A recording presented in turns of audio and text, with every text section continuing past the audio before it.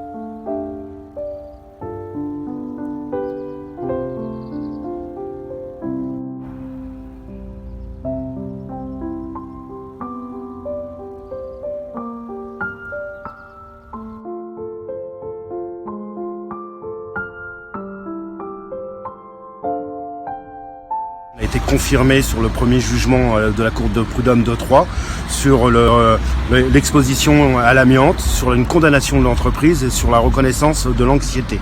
C'est-à-dire qu'aujourd'hui, c'est une grande victoire pour la CGT, pour les cheminots et une grande défaite pour l'entreprise SNCF qui est enfin et à nouveau reconnue coupable de ne pas avoir pris toutes les mesures nécessaires en termes de protection pour les agents. Et de ce fait-là, ce qui nous réconforte, c'est qu'enfin l'exposition à l'amiante sur le site historique de Romilly est reconnue et que l'entreprise est condamnée pour ne pas avoir respecté la législation en vigueur comme elle aurait dû le faire à l'époque. Et donc quel est le montant de la condamnation? Ça va être un montant différencié en fonction des dossiers, c'est-à-dire qu'on va avoir un montant entre 10 000 et 15 000 euros en fonction de la nature des expositions. Mais en tout état de cause, c'est pas le montant qu'on allait chercher, c'est bien la condamnation de l'entreprise et la reconnaissance à l'exposition à l'amiante volontaire de la part de l'entreprise. Et c'est en ça que c'est une grande victoire pour nous. Avant, on n'avait aucune protection, à part une rubalise et un panneau « Attention des amiantages ». Mais ça ne les empêchait pas, certaines personnes, de nous envoyer travailler dans des locaux qui transpiraient l'amiante, quoi. Maintenant, on a un suivi médical, on va voir les médecins régulièrement et en fonction des cas, des fois ils trouvent des choses, des taches au poumon, quoi. Donc systématiquement, lorsqu'on passe des scanners, on a peur du résultat.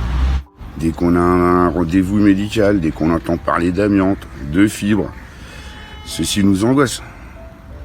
Et donc après, on pense tout de suite à nos familles, à nos enfants, voire nos petits-enfants.